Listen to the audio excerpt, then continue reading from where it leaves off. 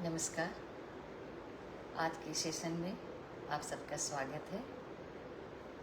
मेरा नाम संगीता है। सेशन शुरू करने के पहले प्रार्थना लेते हैं।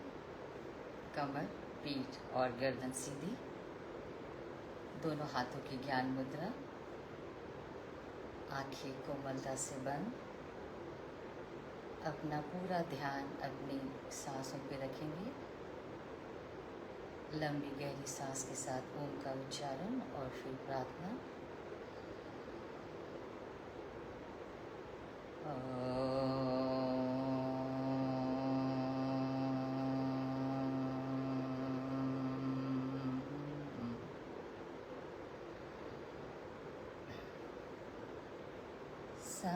संगच्छध्वं संवदध्वं शम्भो मनसि जानता देवाभागं यथा पूर्वे संजानाना उपासते संजानाना उपासते। ॐ शान्ति शान्ति शान्ति।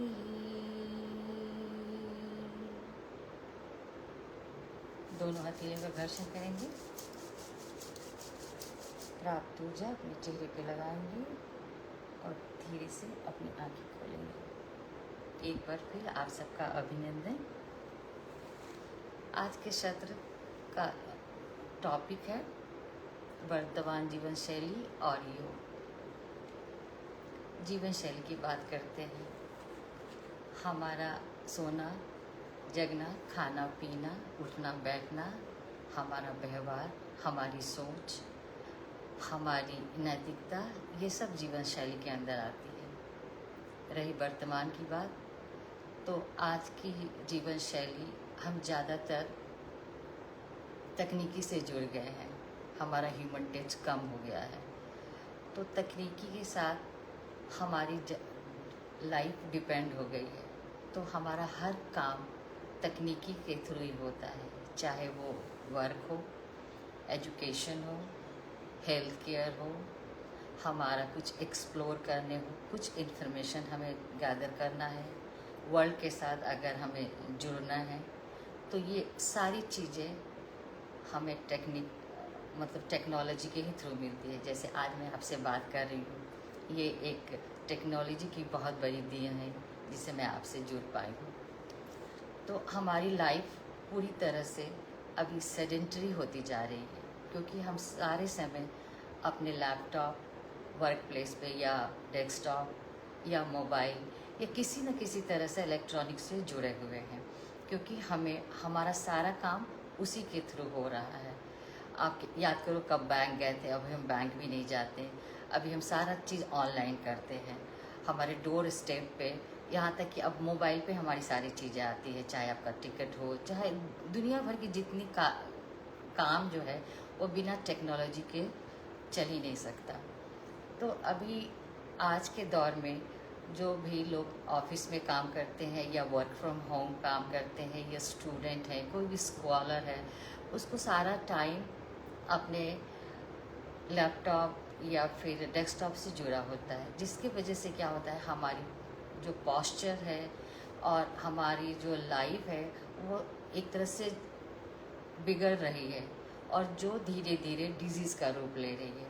तो हम योग के द्वारा अपने वर्क प्लेस पे या जो स्कॉलर है वो अपने कॉलेज स्कूल में, जो रिसर्चर है, जहाँ भी हैं, वो थोड़े थोड़े अंतराल पे थोड़ी थोड़ी सूक्ष्म व्यायाम करके, और ये बहुत सिंपल है बट बहुत ही इफ़ेक्टिव है। लेकिन लंबे अंतराल ना बैठ के बीच में ब्रेक करके ये छोटी छोटी अगर क्रियाएं करें तो आपकी जीवन शैली में बहुत सारा सुधार हो सकता है, आप बहुत सारे रोगों से बच सकते हैं। तो आज मैं ऑफिस में या फिर जो लोग लगातार बहुत घंटे अपने कंप्यूटर पे काम कर रहे हैं, उसके लिए छोटे छोटे से और बहुत इफ़ेक्टिव सूक्ष्म व्यायाम और मुद्राएं बताऊंगी। तो चलिए पहले मैं चेयर पे बैठती हूँ, फिर आपको दिखाती हूँ।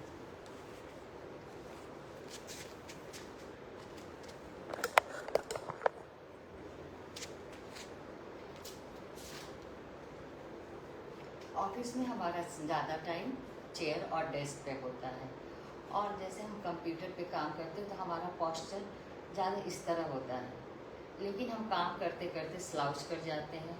हमारी जो दोनों शोल्डर है वो आगे की तरफ झुक जाती है, जो लंबे अंतराल के बाद यहाँ पे पेन होने लगता है। हमारी गर्दन, हमारी पीठ, मोस्ट इफेक्टिव एरिया जो है ऑफिस वर्कर के लिए या इलेक्ट्रॉनिक पे काम करने के लिए, उनका मोस्ट अफेक्टेड एरिया होता है नेक, शोल्डर, पीठ, कमर और मोस्ट इम्पॉर्टेंट आईज, क्योंकि आप सारे समय अपने स्क्रीन को देखते रहते हैं और स्क्रीन का जो रे है वो आपकी आंखों के लिए लंबे अंतराल से देखने के लिए हार्मफुल होता है। तो सबसे पहला ये एडवाइस होना चाहिए कि जब हम बैठते हैं तो हम एक सर्टेन दूरी पे अपने लैपटॉप या अपने स्क्रीन को रखें, उसकी हाइट को भी देखें कितना है, जिससे कि जब हमारी पहुंच वहाँ होती है कीबोर्ड पे तो वो स्लाउच नहीं हो, वो एक तरह से ऐसा हो कि हमारा शोल्डर रिलैक्स रहे। तो पहले मैं गर्दन से शुरू करती हूँ। गर्दन की एक्सरसाइज पहले करते हैं। गर्दन को नीचे सांस छोड़ते हुए और सांस भरते हुए ऊपर, chin to chest and chin up, chin to chest and chin up। जब भी आपको ऑफिस में थोड़े थोड़े ब्रेक मिले या फिर 1 घंटा काम करने के बाद ये आप अपने चेयर पे बैठे ही कर सकते हैं। Right, left, again right, left, right, left. Neck को सेंटर में लाएंगे और फिर रोटेशन करेंगे, स्लोली बट पूरा सर्कल बनाएंगे। अगर जिसे हाई ब्लड प्रेशर हो वो अपनी आंखें ना बंद करें, आंखें खोल के रखें। 3 बार दाहिनी तरफ से और 3 बार बाएं तरफ से करेंगे। धीरे पूरे गर्दन को लूज छोड़ के अच्छा सा पूरा सर्कल बना के रोटेशन देंगे। फिर गर्दन को बीच में लाकर सेंटर में खड़ा करेंगे। अगर आपको वर्टिगो है या फिर स्पॉन्डिलाइसिस है तो आप आगे झुकने से परहेज करें। आप जितना हो अपने आप को, अपनी गर्दन को स्ट्रेट इरेक्ट रखें। और बैठने का पोस्चर भी मैं बताना चाहूँगी कि बैठने के समय हमेशा पीछे आप ध्यान रखें कि आपके पीछे अगर आप लंबे अंतराल पर बैठे हैं तो कुछ कुशन हो, आपका पोस्चर सीधा हो। और अगर आपको लगता है कि आपके टेल बोन को बहुत पेन हो रहा है बैठते समय, तो आप एक छोटा सा कुशन भी अपने नीचे भी रख सकते हैं जो आपको बहुत कंफर्ट देगा। अब हम गर्दन के बाद शोल्डर पे आते हैं। जैसे अगर ऑफिस में जगह नहीं है और बहुत ऑब्वियस लग रहा है, आपको ऐसे हाथ करने में ऑड लग रहा है, तो आप अपने शोल्डर का एक्सरसाइज यही बैठे बैठे धीरे से आउटवर्ड रोटेशन कर सकते हैं। 3 टाइम इनवर्ड रोटेशन कर सकते हैं।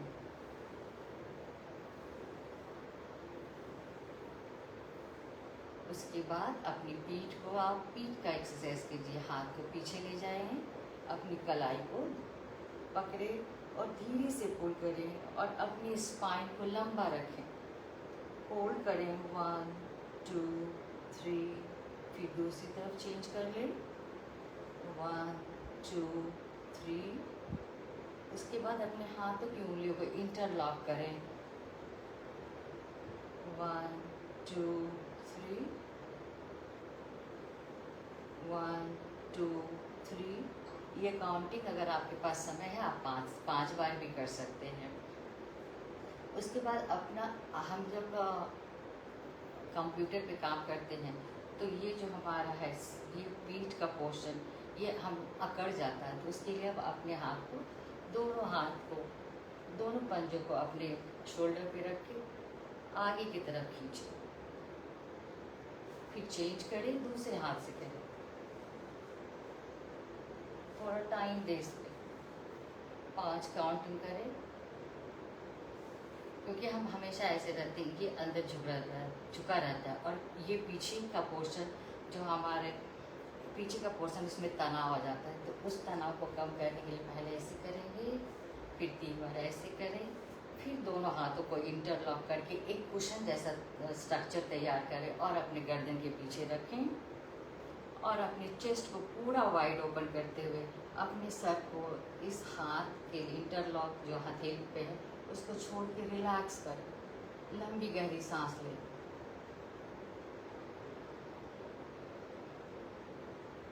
दो 3 सेकेंड तक इसको रखें, फिर धीरे से हाथ खोलें और फिर वापस आए। ये एक्सरसाइज और ये मूवमेंट साथ साथ करने से ये दोनों का कोऑर्डिनेशन बनेगा और फिर आपका चेस्ट और आपका बैक दोनों रिलैक्स होगा। अब ज़्यादा काम हमारी उंगलियां करती है। आजकल हम कैसे करते हैं, ये करते हैं या तो ये करते हैं। तो पहले हम उंगलियों पे, और क्या करते हैं, जब हम काम करते हैं हमारा माउस पकड़ते हैं तो हमारी हथेलियाँ जो है ये ज़्यादा वर्क कर रही है और हमारा एक्चुअली हमारा पूरा बॉडी जो है, मसल्स जो है वो हम लंबे अंतराल से बैठने तक टाइट हो जाती है। तो हमारे बॉडी में जो मस्कुलोस्केलेटल सिस्टम से रिलेटेड जो डिजीज़ हैं वो बढ़ रहे हैं।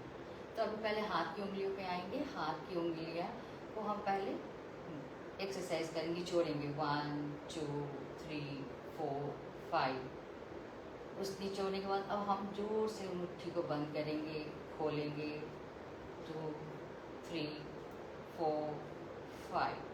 अब कलाइयों का संचालन करते हैं 1 2 3 4 5। उसके बाद अभी रिस्ट का रोटेशन 1 2 3 4 5 एंटी क्लॉक 1 2 3 4 5।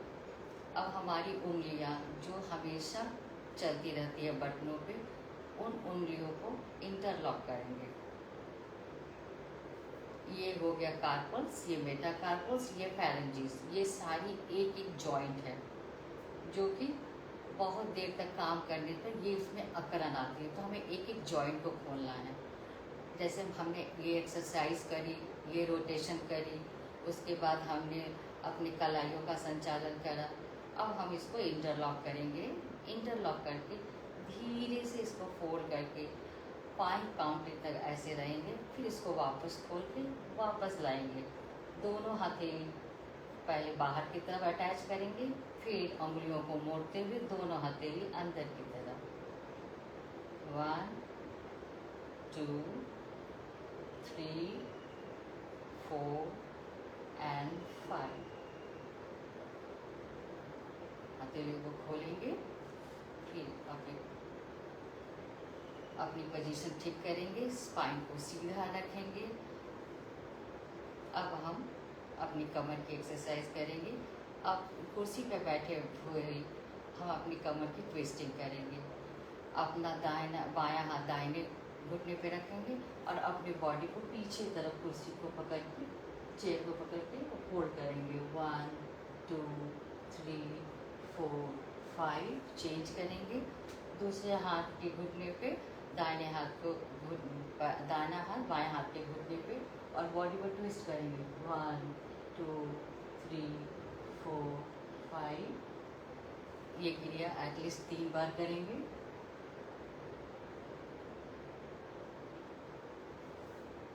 ट्विस्टिंग।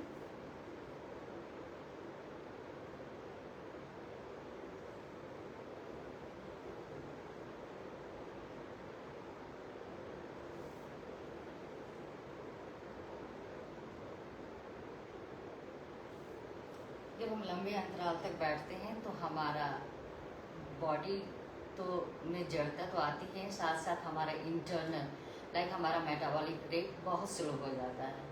और इसके परिणाम से जब हम कुछ खा के बैठते हैं तो हमारे पास वायु का प्रकोप हो जाता है। तो हमें बिल्कुल जब बैठते हैं तो हमें बर्फ आता है। तो उसके लिए हम पहले दोनों हाथ घुटने पे रखेंगे और धीरे से नीचे, फिर ऊपर, नीचे, 2 3 4 5 6 7 8 9 10 10 बार करेंगे। जो भी अगर गैस आपको अनकंफर्टेबल होगा बर्फ से साथ निकल जाएगा। अब चूँकि गैस की बात आई है तो मैं यहीं पे आपको मंडूकासन भी बताना चाहूँगी कि कुर्सी पे बैठ के आप मंडूकासन भी कर सकते हैं। पहले लंबी गहरी सांस लेंगे, फिर पूरे पेट को खाली करेंगे, सांस को बाहर, दोनों मुट्ठी अपने नाभि के पास रखेंगे और बॉडी को धीरे से आगे झुकाएंगे, नजर सामने की तरफ होल्ड करेंगे। 1 2 3 4 5, फिर सांस भरते हुए अपने शरीर को ऊपर ले लेंगे। ये क्रिया एटलीस्ट 3 बार करेंगे। एक बार और अगर आप कर रहे हैं तो मेरे साथ करें। सांस भरें, पेट आगे, और सांस छोड़ें, पेट अंदर, दोनों मुट्ठी को नाभि के पास और बॉडी का कमर के ऊपर का हिस्सा आगे की तरफ झुकाएं। दोनों एल्बो को पीछे रखें तो अच्छा प्रेशर पड़ेगा और नज़र सामने। 1 2 3 4 5। अब सांस भरते हुए ऊपर उठें और रिलैक्स। अब उसके बाद घुटनों की बात करते हैं। अगर आपके पास कुछ नहीं है तो एक कुशन को, जैसे अगर आप घर पे वर्क फ्रॉम होम कर रहे हैं या कोई स्टूडेंट घर से तक पढ़ाई कर रहे हैं, लैपटॉप पे बहुत देर तक कर रहे हैं, तो आपका थाई और आपका घुटना ये भी हमेशा चेयर के संपर्क में है, तो बिल्कुल ये स्थूल सा हो गया है। तो किसी कुशन को पैर पे रख के इसको दबाएंगे। 1 2 3 4। दबाने से आपके यहाँ के मसल्स, थाई मसल्स पे वर्क होगा, आपके घुटने पे वर्क होगा। 1 2 3 4 5। इसको भी कम से कम 4 से 5 बार करें। और अब अगर आपके पास टाइम है तो 5 काउंट को आप 10 काउंट भी बढ़ाएंगे। 1 2 3 4 5। अब घुटनों की एक्सरसाइज के बाद हम अपने नीचे की ओर आते हैं, पैर की तरफ, पैरों की उंगलियां और एंकल। तो बैठे बैठे अगर आप शूज़ पहने हैं, शूज़ उतार के सिर्फ सॉक्स में ही पैर को थोड़ा सा आगे बढ़ा के पैर की उंगलियों को निचोड़िए। 1 2 3 4 5 6 7 8 9 10।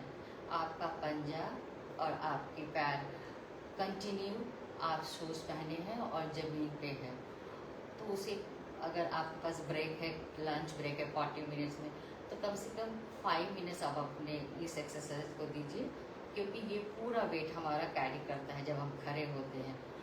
और जो शूज़ पहने हमेशा बंद रहते हैं तो उसमें ये बिल्कुल स्टेशनरी हो जाता है। तो पैर को रिलैक्स करें और पंजों को भी आगे पीछे करेंगे। 1 2 3 4 5। दाएं बाएं करें। 1 2 3 4 5। रोटेशन करें। 1 2 3 4 5। Anti clock. 1 2 3 4 5। वापस दूसरे पैर को भी थोड़ा सा आगे निकालें। पहले उंगली से शुरू करते हैं। 1 2 3 4 5 6 7 8 9 10। पंजे ऊपर नीचे। 1 2 3 4 5 6 7 8 9 10। पंजे दाएं बाएं। 1 2 3 4 5 6 7 8 9 10। Ankle double rotation, 1 2 3 4 5 6 7 8 9 10. Opposite, 1 2 3 4 5 6 7 8 9 10. फिर रिलैक्स करेंगे। अब दोनों पैरों को एक साथ स्ट्रेच करके अपने आप को पीछे करेंगे और पूरे पैर को स्ट्रेच करेंगे और फिर वापस पंजे को पीछे। आगे अपना संतुलन बनाए रखेंगे। अपने चेयर के अगर हैंडल है तो हैंडल को पकड़ेंगे, नहीं तो नीचे पोर्शन को पकड़ेंगे और स्ट्रेच 1 2 3 4 5 और फिर सांस भरते हुए पीछे 1 2 3 4 5 1 2 3 4 5। फिर सांस भरते हुए 1 2 3 4 5। इस क्रिया को एटलीस्ट 5 बार करेंगे। अब मैं आँख का बताना भूल गई। आँखों का एक्सरसाइज तो मस्ट है। तो जब आप सर की एक्सरसाइज कर रहे हैं उसके साथ साथ आँखों की एक्सरसाइज करेंगे। वैसे आँखों की एक्सरसाइज अगर आप प्राणायाम के बाद करते हैं तो वो ज़्यादा इफेक्टिव होती है, लेकिन आँखों की एक्सरसाइज जैसे अगर कोई ग्लास पहना हुआ है तो आप बीच बीच में जैसे स्क्रीन देखते समय आपका हाफ एन आवर हो गया, 40 मिनट्स हो गया, तो अपने आँख को पहले ज़रूर 5 सेकेंड 10 सेकेंड के लिए पलकों को बंद करें और अंदर की मॉइस्चर को बनाए रखें। फिर पलकें खोलें, फिर बंद करें, क्योंकि हमारा स्क्रीन पे आँख ज़्यादा देर टिके रहने से क्या होता है, हमारी आँखें ड्राई होने लगती है, रेटिना ड्राई होती है। इसलिए बीच बीच में आप अपनी आँखों को रेस्ट दें। खोलें, फिर 10 सेकेंड के लिए बंद करें, फिर खोलें, बंद और खोलें। फिर अपनी उंगलियों से अपनी आँखों को टैप करें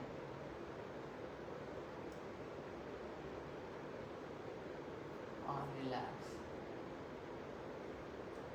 अब जैसे हम कुर्सी पे बहुत देर तक बैठ के काम कर रहे हैं या स्टूडेंट बहुत देर पढ़ाई कर रहे हैं, तो कुर्सी पे से जब उठेंगे तो हमें अपनी स्ट्रेचिंग की ज़रूरी है, होल बॉडी का स्ट्रेचिंग। तो खड़े होके दोनों हाथों को ऊपर सांस भरते हुए उठाएंगे, इंटरलॉक करेंगे और पहले हाथ को हथेली को टर्न करके अपने आप को सीधा करेंगे।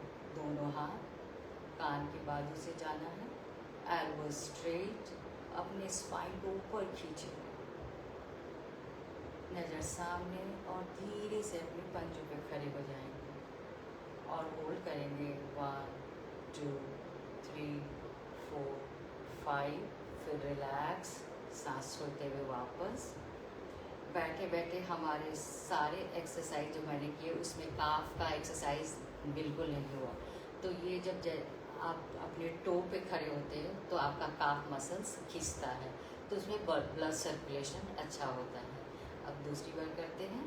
सांस भरिए, दोनों हाथ को ऊपर, interlock and pull yourself upward. अपने आप को ऐसे ऊपर खींचिए जैसे लगे कि टेल बोन से आपकी रीढ़ की हड्डी ऊपर की ओर जा रही है। और फिर पंजों पे खड़े होकर नज़र सामने टिकाइए, तो आप स्थिर होकर 10 काउंट तक भी खड़े हो सकते हैं। उससे लंबा भी 1 2 3 4 5 6 7 8 9 10 and relax, exhale, come back. ये क्रिया भी एटलीस्ट 5 से 10 बार करेंगे और इसमें हमारी जो स्पाइन है और जितने वर्टिब्रा है वो धीरे धीरे खुलते हैं, जिसमें ब्लड का सर्कुलेशन अच्छे से होता है। अब ये छोटी सी सूक्ष्म व्यायाम के बाद मैं कुछ प्राणायाम आपको बताना चाहूँगी।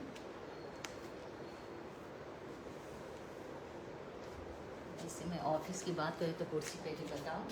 जैसे आप चेयर पे बैठे हैं और आपके पास टाइम है या ब्रेक हुआ है या आपने लंच ब्रेक किया है या फिर आपके पास इतना लोड काम का है कि आप बहुत स्ट्रेस से गुजर रहे हैं, आपको वो मतलब विद इन इस टाइम आपको ये काम पूरा करना है। स्टूडेंट के लिए जैसे बहुत सारे चैलेंजेस होते हैं, एग्ज़ाम है या फिर हमें इतना पोर्शन अभी पढ़ के ख़त्म करना है, तो हम एक अलग से स्ट्रेस से गुजरते हैं।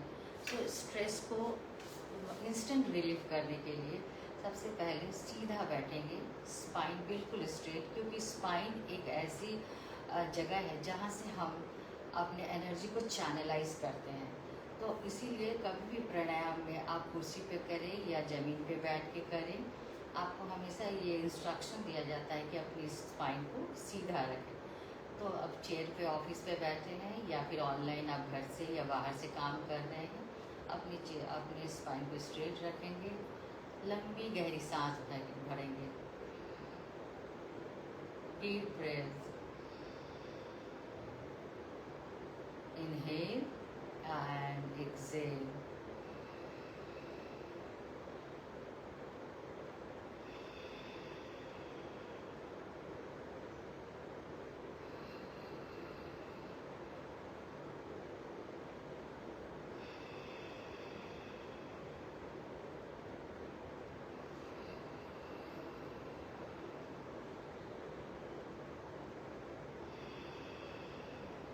जब आप इनहेल करते हैं तो महसूस करें, पूरा ध्यान, पूरा फोकस अपनी सांसों पे रखें। इस सांस को कितना इनहेल कर रहे हैं।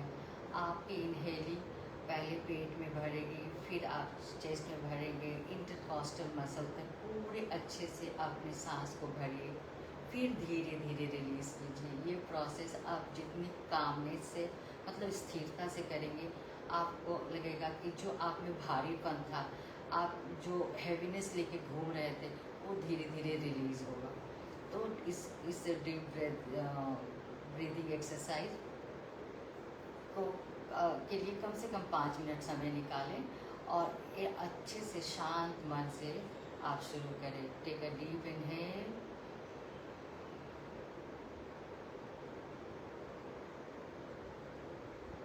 fill your stomach, fill your chest, fill your intercostal muscles, then slowly release.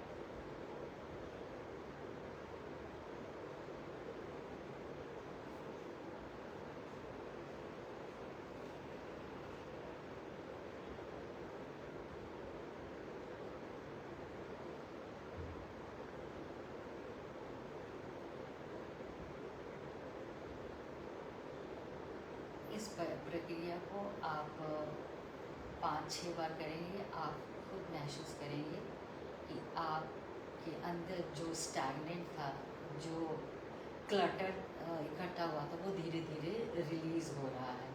और आपके शोल्डर पे, जैसे हमें जब स्ट्रेस आता है तो हमारा सबसे पहले हमारा नेक और शोल्डर अफेक्टेड होता है, क्योंकि उस समय हम क्या होता है कि हम बिल्कुल फ्लाइट एंड फाइट मोड पे चले जाते हैं।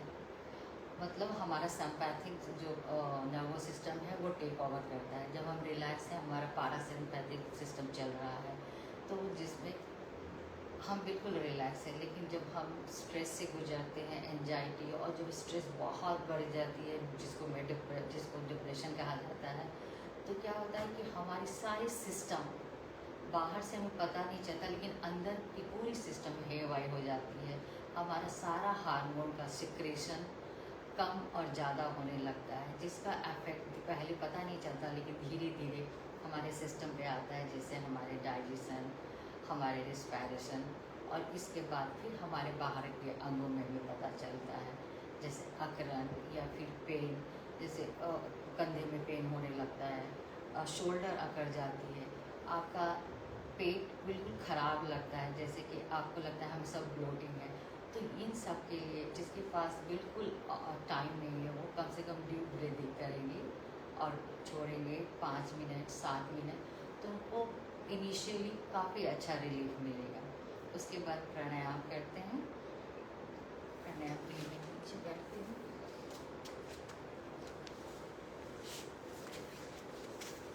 हमारे ग्रंथों में भी आसन, प्राणायाम और प्रत्याहार, धारणा, ध्यान, समाधि, उसके पहले यम नियम जैसे महर्षि पतंजलि ने बताया है अपने योग सूत्र में, वो बिल्कुल एक जीवन जीने का शैली है जिसको आर्ट ऑफ लाइफ कहते हैं। आर्ट ऑफ लिविंग में यही बताया गया है कि हमारे प्रति हमारा क्या कर्तव्य है, समाज के प्रति हमारा कर्तव्य क्या है, और उसके बाद फिजिकल स्वास्थ्य क्या है, जिसको हम आसन कहते हैं। आसन करते हैं जिसमें सूक्ष्म व्यायाम, माइक्रो और मैक्रो एक्सरसाइज, उसके बाद आसन होता है। उसके बाद बताया गया है प्राणायाम। प्राणायाम के नाम से ही पता चलता है कि ये हमारे प्राण से रिलेटेड है। प्राण मतलब हमारी सांसों से रिलेटेड है। तो हम सारे दिन जो हम सांस ले रहे हैं वो हम बिल्कुल नॉर्मल, हम कभी अपने सांस को ध्यान से देखते भी नहीं है, या हमें पता भी नहीं चलता कि हमारी सांस तेज चल रही है, धीरे चल रही है। हम अपने काम में सारे दिन की एक्टिविटी में इतने व्यस्त रहते हैं कि हमें अपने प्राण को देखने का टाइम नहीं है। तो प्राणायाम में यही है कि अपने प्राणों को आप एक अलग से रेगुलेट कर सकते हैं, अपनी इच्छा के अनुसार बढ़ाना, घटाना, उसको मॉड्यूल कर सकते हैं। फिर उसको रोकना, कभी बाहर रोकें, कभी अंदर रोकें, और ये इम्पावर करती है आपके एनर्जी को। प्राणायाम अगर जिन्होंने कभी योग नहीं किया है, जैसे मैं भी प्राणायाम पहले बिल्कुल नहीं जानती थी और ना करती थी, क्योंकि मुझे हमेशा लगता था कि प्राणायाम एक ऐसी चीज़ है, और बताया भी ग्रंथों में गया था कि किसी प्रशिक्षित गुरु से ही सीखें।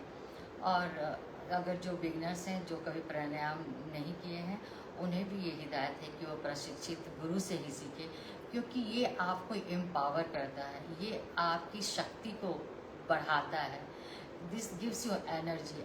अगर आप इसको 15-20 मिनट ध्यान से करते हैं और रेगुलर अभ्यास करते हैं, तो जैसे कि घर से निकलने के पहले हम सुबह क्या करते हैं, अपने मोबाइल को चार्ज करते हैं। पहला काम आजकल यही हो गया कि मोबाइल में, क्योंकि बाहर जाना है। तो अगर घर से निकलने के पहले, ऑफिस जाने के पहले, अपने वर्क प्लेस किस काम करने के लिए आप अपनी दिनचर्या में थोड़ा सा योग को शामिल करें। 15 मिनट कोई आसन करें, 15 मिनट प्राणायाम करें, तो आप पाएंगे कि आपका सारा दिन कितना ऊर्जावान रहता है। और प्राणायाम करने से आपकी प्रोडक्टिविटी, आप खुद पता चलेगा आपको कि आपकी प्रोडक्टिविटी को आप कैसे बढ़ा रहे हैं। तो प्राणायाम के लिए पहले सीधे बैठेंगे, कमर गर्दन सीधी, जो पद्मासन में जैसे भी बैठ सकते हैं वो वैसे। मैं अभी एकदम बिगनर के हिसाब से बताऊंगी, क्योंकि अगर जिसको पता नहीं है, तो डीप ब्रीदिंग के बाद हम अपने डीप ब्रीदिंग के बाद हम अपने एक नॉस्ट्रिल को बंद करके एक नॉस्ट्रिल से सांस लेंगे।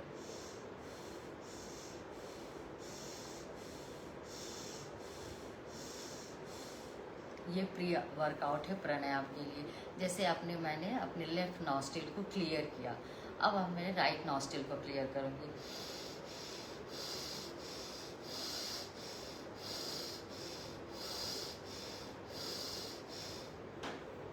अब मैंने दोनों नॉस्ट्रिल को क्लियर किया।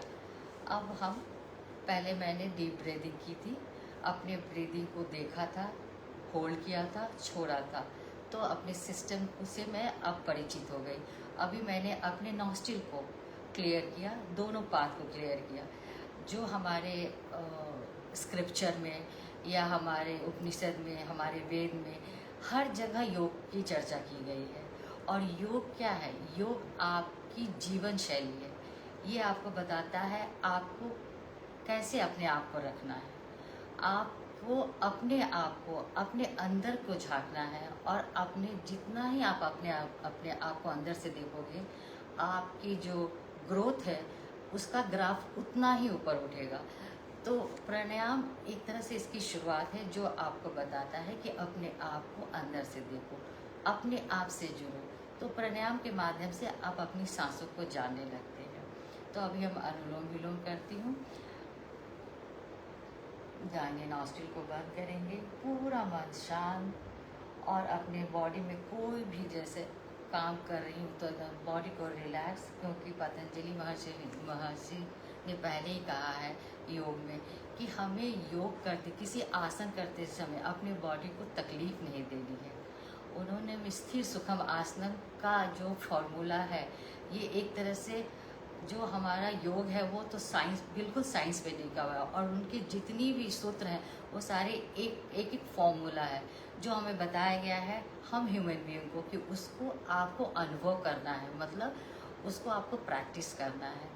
तो जब हम आसन भी करते हैं तो आसन में हमें क्या होता है, हम पहले इनिशियल पोजीशन पे रहते हैं, फिर हम उसको शुरुआत करते हैं, और फिर शुरुआत के बाद हम उसके लक्ष्य में, मतलब हमें जहाँ आसन को ख़त्म करना है वहाँ तक पहुँचते हैं। तो ये जो प्रोसेस जब करते हैं तो हमारा कॉग्निटिव प्रोसेस चालू हो जाता है, मतलब अपने आप को, जैसे मैं किसी को इंस्ट्रक्शन दे रही हूँ, ऐसे खड़ा होना है, ऐसे बेंड करना है, और यहाँ तक बेंड करना है, ये फाइनल पोजीशन है।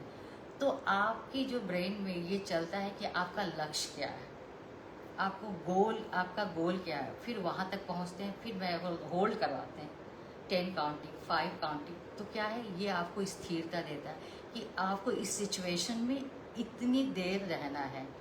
तो इसीलिए महर्षि पतंजलि ने बोला है कि आसन को सुख से इंजॉय करके करो, और उसकी जो स्थिरता है वो स्ट्रेच करके, होल्ड करके, उसकी जितना आप स्थिर रहोगे उतना बेनिफिट आपको शरीर में मिलेगा। और जैसे आसन का उन्होंने लाभ बताया कि आप में स्टेबिलिटी आएगी, आप में दृढ़ता आएगी। उसी तरह प्राणायाम के बारे में उन्होंने बताया है कि जब आप सतत प्रयास करोगे, कंटिन्यू करोगे, और एक रेगुलर आप करे रहोगे अच्छे से, आराम से, शिद्दत से, तो इसका लाभ उन्होंने बताया है। ततः क्षीयते प्रकाश आवरण, मतलब आपके पास ज्ञान, सात्विकता भरी हुई है। और जब आप प्राणायाम करते हो, रेगुलर करते हो, लंबे अंतराल तक करते हो, तो अगर उस सात्विकता पे, आपके ज्ञान पे जो पर्दा पड़ा हुआ है, जो धूल पड़ी हुई है, वो प्राणायाम जो है ना उसको हटाता है, मतलब वो उसको तोड़ता है, उसको खाली करता है, वो धूल को हटाता है। मतलब आप में क्या होता है, आपका इंटेलेक्ट काम करने लगता है, आप में कुछ भी डिसीजन है, आप में क्लैरिटी आती है कि आपको करना क्या है। आज के लाइफ में इतना कॉन्फ्लिक्ट है, इतनी डाउट है, ये करना है, ये नहीं करना है। हम घर से निकलते हैं, हमें पता नहीं चलता कि ऑफिस में भी क्या हो रहा है। तो प्राणायाम से हम अपने आप को ना उस कन्फ्लिक्ट से, उस डाउट से बाहर निकालते हैं, क्योंकि हम अपनी सांसों को पहले ध्यान से देखते हैं, उसको रेगुलेट करते हैं, और फिर उसको रोक के हम अपने अंदर के ऑर्गन को और एनर्जी देते हैं। पहले मैं थोड़ा अनुलोम विलोम करके बताती हूँ, फिर आपको कुंभक बताती हूँ, फिर कुंभक के और अनुलोम विलोम के फायदे बताती हूँ। पूरा ध्यान अपनी सांसों पे रखेंगे, लंबी और गहरी सांस लेंगे,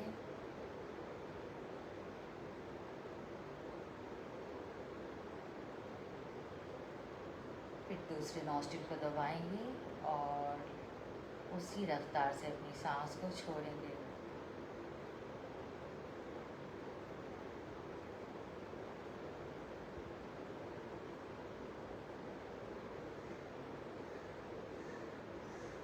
फिर दाएं नॉस्ट्रिल से सांस लेंगे,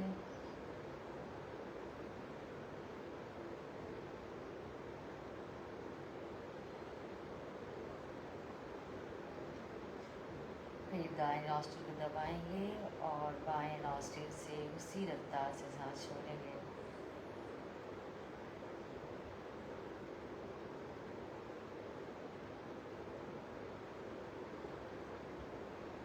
अब इस प्रोसेस में क्या हो रहा है, आपका शरीर, आपके हाथ बाहर के अंग काम कर रहे हैं, लेकिन आपका इंटरनल, आपका ब्रेन बिल्कुल अलर्ट है।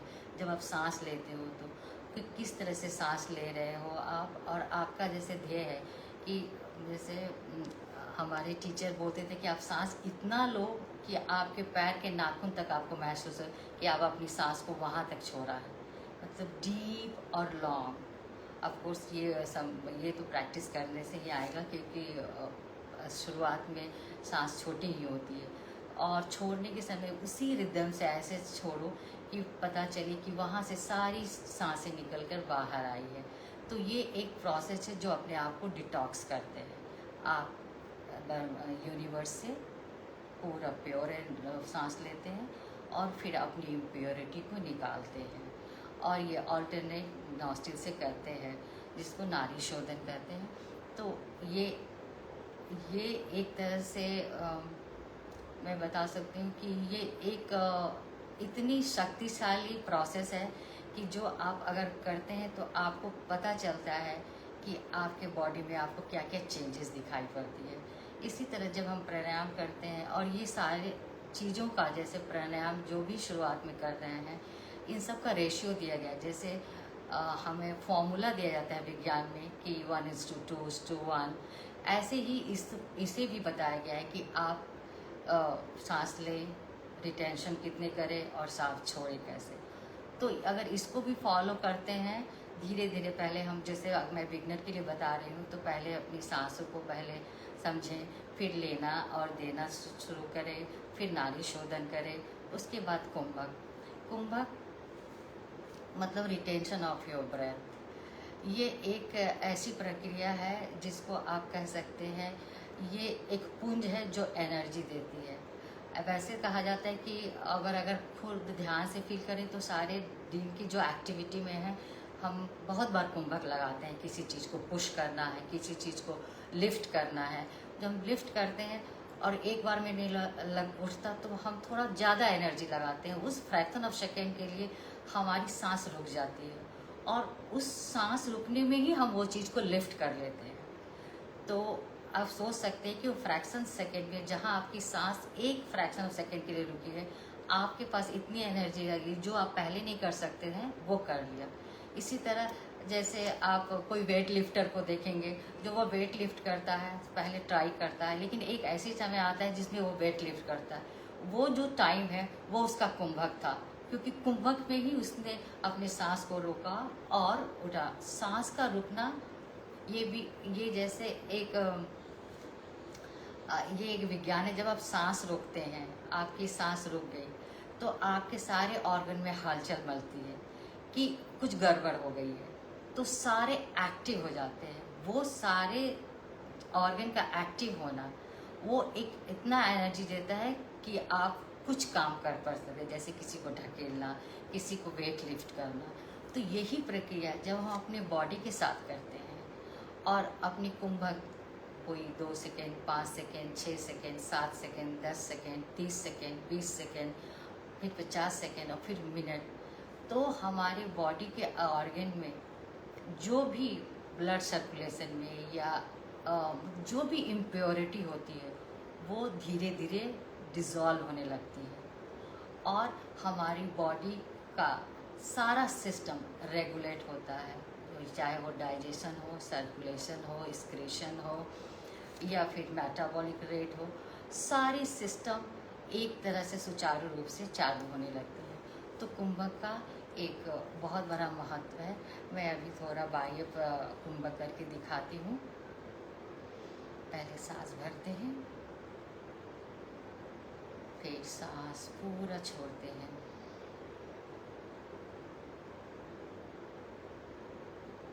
और अपने पेट को अंदर लेते हैं इस तरह से कि पेट पीठ की तरफ चली जाए।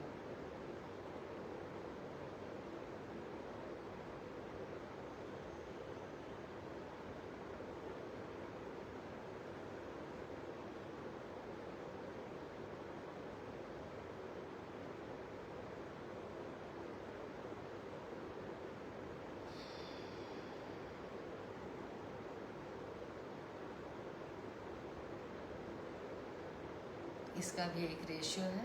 आप जितनी देर अपनी सांस को रोकते हैं, जब आप सांस ले भरते हैं तो उतनी ही देर अपनी बॉडी को कूल डाउन का टाइम देंगे। मतलब अगर अपनी सांस को आपने 30 सेकेंड रोका है तो सांस लेने के बाद भी अपने आप को स्थिर 30 सेकेंड तक रखेंगे, तो जो कि सारी सिस्टम फिर से बैक टू नॉर्मल हो जाए। जैसे अभी मैंने बाहर किया, अंदर भी आप अंदर सांस को रोक के और फिर अपने आप को स्थिर करके जितनी आपकी कैपेसिटी है उतना रोक के फिर सांस ले सकते हैं। हमारे जो स्ट्रक्चर है बॉडी का स्ट्रक्चर, उसमें पेट की तरफ देखें तो यहाँ हमारे इंटेस्टाइन है, लेकिन हमारा किडनी जो है वो हमारी पीठ की तरफ है। जैसे अगर ये स्ट्रक्चर है, इसमें हमारा इंटेस्टाइन है और यहाँ पे हमारा स्टमक है, तो इस एरिया में, इस पीछे की एरिया में 2 किडनी है। तो जब हम कुंभक करते हैं और पेट को पीछे लेते हैं तो हमारी किडनी भी बहुत अच्छे से एक्टिवेट हो जाती है, क्योंकि अंदर के जो ऑर्गन है उसको हम किसी बाहरी व्यायाम से नहीं कर सकते। तो प्राणायाम से ही वो सारे ऑर्गन को हम रेगुलेट करते हैं, मतलब स्टिमुलेट करते हैं, वहाँ पे उसका ब्लड सर्कुलेशन, ऑक्सीजन लेवल वहाँ तक उसे पहुँचाते हैं।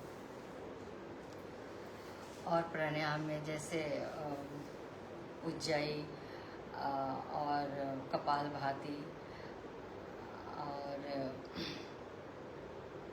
तो मैंने बता दिया। तो आप कपालभाति भी ऑफिस में तो घर बैठ के नहीं कर सकते, लेकिन सुबह में जैसे आप प्राणायाम की शुरुआत करते हैं, प्री वर्कआउट के बाद पहले कपालभाति करें, फिर कुंभक लगाएं, सबसे पहले भस्त्रिका करें, क्योंकि भस्त्रिका भी एक ऐसा प्राणायाम है जो आपको बहुत एनर्जी देता है। लेकिन जो लोग जिनको कुछ प्रॉब्लम है, हाई ब्लड प्रेशर वगैरह, वो धीरे वाली भस्त्रिका करें, जो धीरे से इनहेल एक्सेल करते हैं। लेकिन जो स्वस्थ हैं वो ऐसे वाली भस्त्रिका करें। और ये भस्त्रिका में क्या है, सांस को एक्टिवली बाहर छोड़ते हैं, एक्टिव एक्सेलेशन है। एक्टिव एक्सेलेशन हमारे ऑर्गन को भी, सारे ऑर्गन को एक तरह से रेडी करती है कि अगर हम सांस छोड़ रहे हैं, अंदर वैक्यूम है, तो इसमें कैसे रिस्पॉन्स करना है। तो इसमें आपको ऑर्गन की रिस्पॉन्सिबिलिटी जो है वो कैसे रिस्पॉन्डिंग पावर बढ़ती है भस्त्रिका से। उज्जाई से हमारे गर्दन में पहले सांस भरते हुए गले को सिकोड़ेंगे और फिर यहाँ पे आवाज़ करते हुए इसको होल्ड करते हैं। इसके लिए भी हमारे जो थायराइड का जो प्रॉब्लम है वो सॉल्व हो जाता है। एक बार करते हैं, कमर गर्दन सीधी,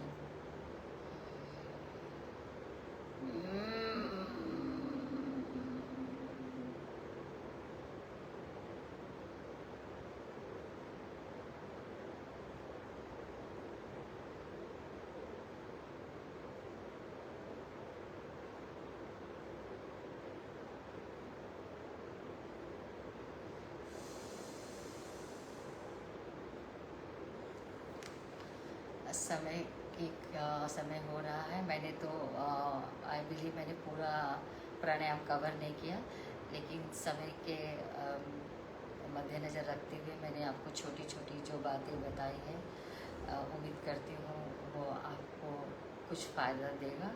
और अगर कुछ इसमें त्रुटि हुई तो उसके लिए मैं क्षमा चाहती हूँ। और फिर आज के टॉपिक पे आते हैं कि आज की जीवन शैली। जैसे हमें पता है कि आज की जीवन शैली हम भाग रहे हैं, बहुत फास्ट भाग रहे हैं, हमारे पास टाइम नहीं है।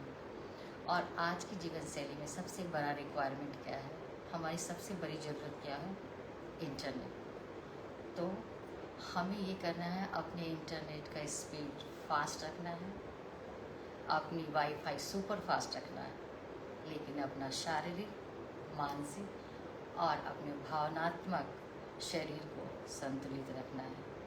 इतना कहकर मैं आप लोग का धन्यवाद करती हूँ मुझे सुनने के लिए। मैं अपना कृतज्ञता आप लोग को आभार प्रकट करती हूँ। आप लोगों ने इतना टाइम दिया, आपके बहुमूल्य समय के लिए आपको बहुत बहुत धन्यवाद। और last but not the least, मैं RAY के संस्थान को बहुत बहुत धन्यवाद देती हूँ कि जिन्होंने मुझे ये समय दिया और मुझे ये मौका दिया कि मैं आपके सामने आ सकूँ, मुझे जो कुछ आता है मैं आपको बता सकूँ। मैं योग से तो बहुत दिनों से नहीं जुड़ी हूँ। एक्चुअली मुझे पहले से ही मेरा थोड़ा ये था कि मैं अपने वर्किंग लाइफ से जब कभी टाइम मिले तो मैं अपने स्क्रिप्चर्स को पढूँ, योग को अपनाऊँ। तो मैं अभी 2-2.5 साल से ही योग में हूँ। मेरी वर्किंग लाइफ बहुत फास्ट रही है, मुझे अपने लिए टाइम नहीं मिलता था। मैं जो भी टाइम था अपने परिवार को देती थी, लेकिन मुझे हमेशा से ये रहा था कि मैं योग क्या है इसके बेसिक को जानूँ और इस साइंस को पहचानूँ। मैं अपना परिचय पहले तो उतना दिया नहीं मैंने। मैं एक वर्किंग लेडी थी जो अभी मैं नई काम कर रही हूँ। मैं एयर इंडिया में इसके पहले एयर होस्टेस के रूप में काम करती थी। अभी फ़िलहाल मैं 2-2.5 साल से योग में जुड़ी हूँ। मैं ऑफलाइन ऑनलाइन योग की क्लासेस लेती हूँ और बस आप लोग के सामने आई हूँ। आप लोग का कोई सुझाव हो मेरे लिए तो ज़रूर दीजिए। मैं अपने आप को और कैसे प्रोग्रेस कर सकती हूँ, या फिर अगर मेरे बताने का तरीका कुछ और दूसरा होना चाहिए तो प्लीज़ मुझे ज़रूर बताएं। और मैं विज्ञान की स्टूडेंट हूँ, इसलिए मैं हमेशा योग को एक विज्ञान की मतलब फॉर्मूला जैसा लेती हूँ। और जितने भी यंगस्टर्स हैं मैं उनको विज्ञान की तरह से बताती हूँ, तो उनको ज़्यादा अच्छा लगता है, उनको ज़्यादा समझ में आता है और वो मेरी बात सुनने के लिए। अदरवाइज़ योग को जैसे लोग बोरिंग, बहुत धीरे मानते हैं, लेकिन मैंने आज तक जिन लोगों को बताया है वो समझे हैं योग को, क्योंकि मैं भी योग को इसी तरह समझी हूँ। मेरा जो अनुभव था योग के प्रति, मैंने जो मेरा अनुभव सिर्फ आज आपको शेयर किया है मैंने। तो योग को मैंने विज्ञान की तरह जाना है। ये हमारे देश की धरोहर है, तो आप अपना बहुमूल्य टाइम निकाल के ज़रूर योग करें और अपना ध्यान रखें। धन्यवाद।